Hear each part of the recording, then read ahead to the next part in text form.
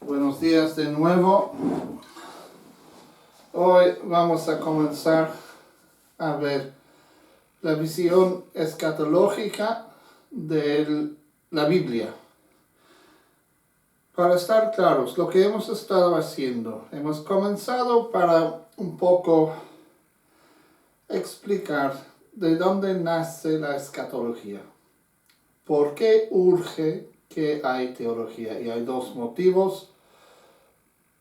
Por un lado, el mismo ser cristiano es un ser escatológico, porque vivimos esta fe, este discipulado, caminando tras el Señor para llegar a un futuro reino de Dios, aunque el reino ya haya comenzado aquí entre nosotros. Por otro lado, vimos que la escatología nace desde la exigencia del hombre para responder a esas preguntas últimas que decíamos, esas preguntas que no se pueden ni negar ni evitar. De ahí hemos visto muy brevemente un poco en distintas religiones cuál es su visión escatológica. Y aunque haya sido un recorrido muy breve, hemos podido apreciar que el cristianismo se distingue porque se dirige hacia el escatón, hacia un momento en el futuro, escatón que tiene que ver con la parucía, el regreso del Señor, pero en sí el escatón es el cumplimiento de todas las cosas. Ojo, que cuando como cristianos hablamos del fin del mundo, no estamos hablando de la destrucción de todo. No hay que olvidar que Él que viene, nos viene a encontrar, no nos viene a pillar. Así que nuestro camino hacia el escatón es uno de alegría, de esperanza y de fe. Vamos a ver un poco lo que dice la Biblia sobre las cuestiones escatológicas. Primero quisiera decir una palabra sobre la concepción del tiempo que hay en la Biblia. El pueblo hebreo tiene un concepto distinto del tiempo respecto a las demás civilizaciones que lo rodeaban. Ellos no tenían la idea cíclica que era comúnmente compartida en su alrededor, en que siguiendo el ritmo de las estaciones el tiempo regresaba a lo largo del año a su punto de partida. O sea, muchas culturas concebían al tiempo modelándose según la estructura del día. Que en la mañana comienza el día y progresa y llega la noche y se repite. Aquí vemos la visión de la reencarnación. Se nace, se vive, se vuelve a nacer, se vive, se vuelve a nacer, se vive, etcétera, etcétera. Noten que es una visión un poco estática del tiempo. Aunque haya movimiento, y movimiento sí hay, porque el tiempo avanza, la unidad no avanza, nada más repite. Un poco diferente vemos entre los griegos, que tenían una concepción parecida a eso, pero más bien fue caracol, que comenzando desde los dioses, se extiende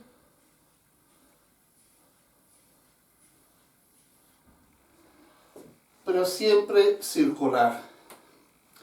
Los hebreos tienen una visión muy particular. Esta visión es una visión teológica, o sea, para ellos al mismo tiempo es una expresión de la realidad teológica. O sea, como toda su visión, toda su experiencia es empapada por Dios, también el tiempo. Y el tiempo para los hebreos es un evento divino, un evento también salvífico.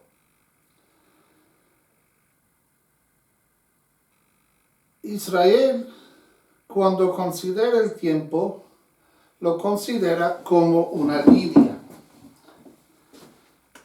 Y esa línea comienza con la creación y sigue largo. Y en varios momentos en esta línea vemos cosas que se notan particularmente. Así que, por ejemplo, tenemos la creación, el comienzo, ¿verdad? Tenemos Noé, la llamada de, la historia de José quizás, Abraham, Moisés, el Éxodo, entrar en la tierra prometida, los profetas y así, hacia llegar a la llegada del Mesías. Pero la cosa interesante, que esta línea no es simplemente una línea donde se encuentran varias cosas interesantes, por decir. Esta es la línea de la salvación, porque la historia de Israel es la historia de la salvación.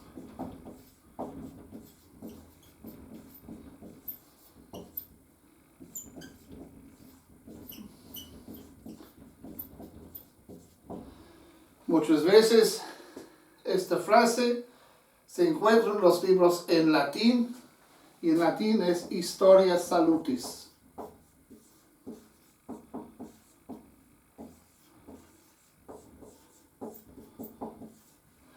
Yo siempre advierto a los estudiantes que desde el principio de sus estudios, y si no lo han hecho, nunca es tarde para comenzar, desde el principio de sus estudios, que vayan formando su propia glosalía. ¿Qué es una glosalía?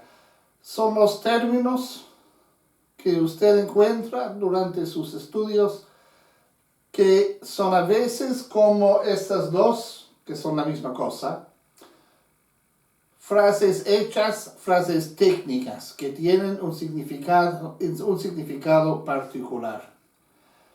¿Por qué es importante esto? Porque después, en su lectura, en sus clases, van a encontrar las mismas frases y van a estar rascándose la cabeza diciendo, yo sí sabía lo que significaba eso.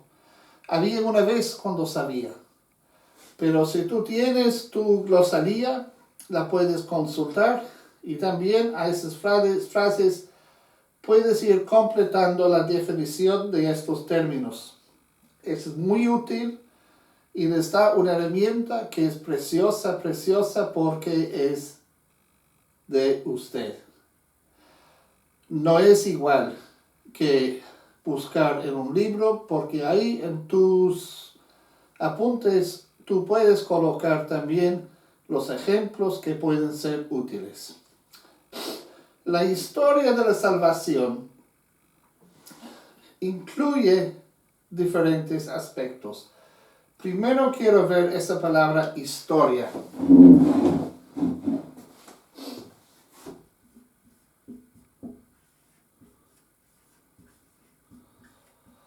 En inglés hay dos posibles significados para esta palabra en español. History y story. Y la palabra española, castellana, historia, incluye estas dos partes. History es el estudio de los eventos del pasado. También aquí colocamos conceptos como son la cronología. En history encontramos la lista de los hechos, las fechas, los personajes, todo detalladamente. En cambio, al otro lado, story incluye muchas cosas, muchas palabras en español, porque incluye desde fábula hasta narración. Y story cuenta los eventos, pero de otra manera, porque cuenta de una manera que busca dar un resumen comprendible. Por ejemplo, si vamos a escribir la historia del coronavirus. Bueno, en History vamos a escribir que fue detectado en China, que en China hubo tantos muertos, que en tal fecha se notó en Italia reaccionaron de tal manera, después se notó en España y en otras partes y así, hasta llegar hasta Panamá y América. Ese tiene su utilidad porque es objetivo y conserva para nosotros los hechos de una manera cronológica. Pero no cuenta todo. No cuenta toda la realidad del virus. Para eso necesitamos story. Porque story es donde se guarda, se conserva la experiencia vivida del virus. Por ejemplo, el temor, la resistencia a tomar las precauciones, la preocupación a nivel de la casa, del barrio, de la sociedad. Y cuenta un poco la experiencia de los hechos. Así que cuando hablamos de historia de la salvación, estamos hablando de history y story, pero especialmente story. Porque para los autores bíblicos, la cosa importante no es la lista de los hechos. Esa es una cosa evidente para ellos. Eso no es algo que vienen para discutir. Pero quieren contar la experiencia de ese pueblo que camina por el tiempo con su Dios. Por eso, como cualquier historia, piensen otra vez en Blancanieves que usamos la otra vez, no hay parámetros bien definidos. Hay mucha flexibilidad. Así, por ejemplo, para entender y comprender su visión del tiempo, necesitamos saber reconocer esa flexibilidad. Porque aquí no tenemos simplemente una lista de eventos, de sucesos. Lo que tenemos es algo mucho más profundo. Porque lo que tenemos realmente es la creación. Y por cierto, hay muchas cosas en esta línea que yo no he puesto. El diluvio. Cuando se cuenta del diluvio, se incluye todo lo que precedió. Cuando se cuenta de José, se toma por conocido todo lo anterior. Cuando se habla de Abraham, incluye toda la historia de lo que pasó antes. Cuando llegamos a Moisés, como ven, lo que tenemos realmente es una conciencia cada vez aumentándose. Y una conciencia que se radica en la experiencia vivida de ese pueblo. Si ustedes tienen la oportunidad para participar en una cena Seder, que es la cena pascual de los judíos, primero, si van a participar, recuérdense que esta cena es el momento más sagrado para los judíos. Y si tú vas a participar, que participes con mucho respeto. Eso no es una cosa turística, no es un juego. Pero cuando se reúnen en esa cena, comienza de una manera muy interesante. El más joven se acerca al papá y pregunta, papá, ¿por qué estamos haciendo esto? Y el papá comienza a narrar una parte de la historia de la salvación. Comienza con Abraham. Y narra la historia de este pueblo. Todos los en la mesa conocen esa historia. ¿Por qué se repite? Se repite por dos motivos. Primero, para que nunca jamás se olvide. Y segundo, porque esta historia es siempre algo fresco. Siempre algo nuevo. En las culturas modernas tenemos a lo mejor algunos aspectos de esto. Yo cuando comencé a irme a Panamá, solía irme durante noviembre. Y cuando, estando en el seminario, llegamos a noviembre, me despertaba de mañanita escuchando las bandas en San Miguelito ensayando con sus tambores. No sabía de qué hablaban. No tenía idea porque nadie me había contado. Pues bien, ¿qué hacen ustedes durante ese mes de noviembre? Cuentan y vuelven a contar su historia, no porque nadie lo sabe, sino para profundizar su identidad como panameños. Por eso que se cuenta la toma del Cerro Bancón como un momento clave en esa historia, la recuperación del canal, la invasión, momentos que en la conciencia panameña ayudan a plasmar la identidad de ser panameño. Aquí tenemos algo parecido, solamente que aquí esa historia no es la historia del pueblo, es la historia del pueblo con Dios. Es una concepción sumamente teológica del tiempo y es una reflexión, cada vez se refleja sobre lo que ya ha pasado. Porque ningún evento en la vida de Israel se puede ver como momento separado o totalmente aislado. Todo pertenece en esa línea, que es la línea de la fe vivida con Yahvé.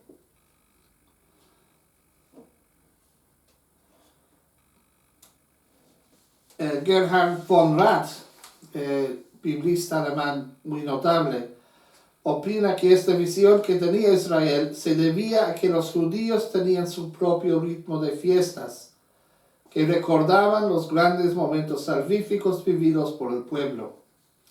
Como ven otra vez, a lo largo del año, los judíos reviven los momentos claves de su experiencia con Dios. Se repite año tras año, no porque nadie lo sabe, sino porque ese es el momento en que como pueblo saborea esa relación con Dios. No se trata solamente de una línea entonces, sino de una línea que siempre lleva el primer momento para que esté presente en cada momento. Ser judío es tener larga memoria. Es muy difícil, dicen, que alguien se convierte al judaísmo, no por motivos de fe, no por motivos de práctica religiosa, sino porque ser judío no es pertenecer a un grupo religioso. Ser judío es una identidad. Y esa identidad tiene raíces bien profundas. Y uno que se quiere injertar en esa comunidad no viene desde la misma experiencia, no viene desde haber compartido la misma reflexión y difícilmente puede entrar en tener esa misma identidad. Pero cada momento en esta línea es el presente. Los judíos no viven mirando sobre la espalda para ver qué se hizo en el pasado. Viven el presente. Y viven en el presente el mismo actuar salvífico de Yahvé. Cuando hablamos de la salvación, solemos decir en la teología que el primer acto salvífico fue la creación, porque la misma relación con Dios es sumamente salvífica. Caminar por este camino, revivir cada vez más profundamente esa experiencia es lo que hace que sea el pueblo elegido. En esa línea se dirigen hacia el futuro. Y el futuro para el pueblo de Israel es siempre la nueva posibilidad salvífica. La creación en Génesis se reemplaza con la nueva creación en Isaías, en el segundo Isaías. Esa perspectiva histórica entonces no solamente mira hacia atrás, siempre mira hacia adelante también, viendo, velando para la llegada del Mesías. Ese continuo retorno permite que este pueblo no se cansa.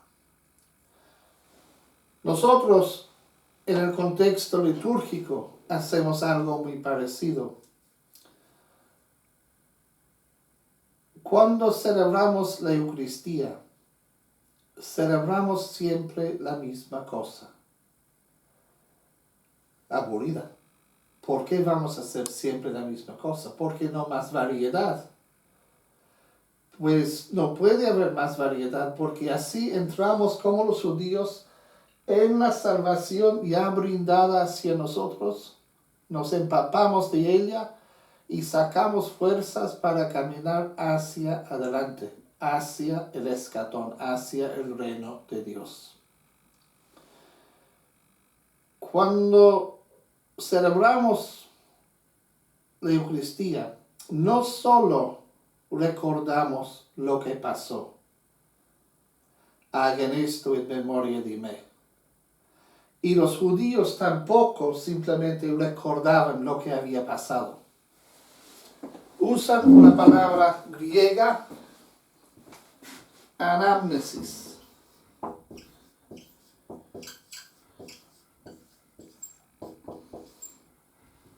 Para describir lo que estamos haciendo, celebrando la Eucaristía. Anamnesis significa no solo que recordamos, sino mucho más importantemente, que hacemos presente la experiencia que se tuvo en el pasado.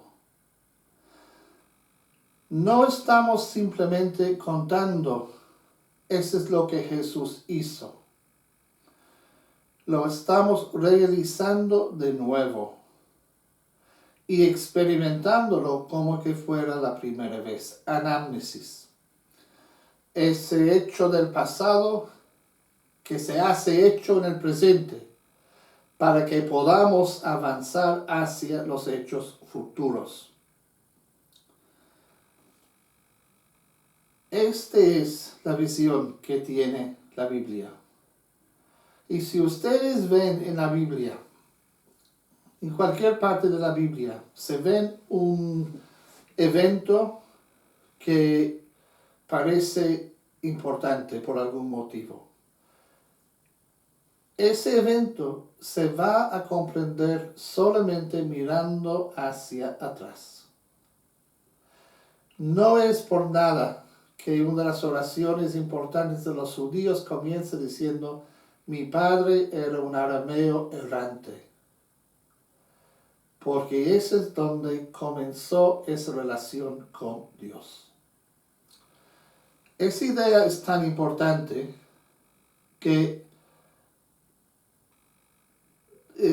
si no la comprendamos, realmente no vamos a comprender nada de la escatología. Porque las promesas de la escatología no vienen del futuro, vienen de nuestro pasado.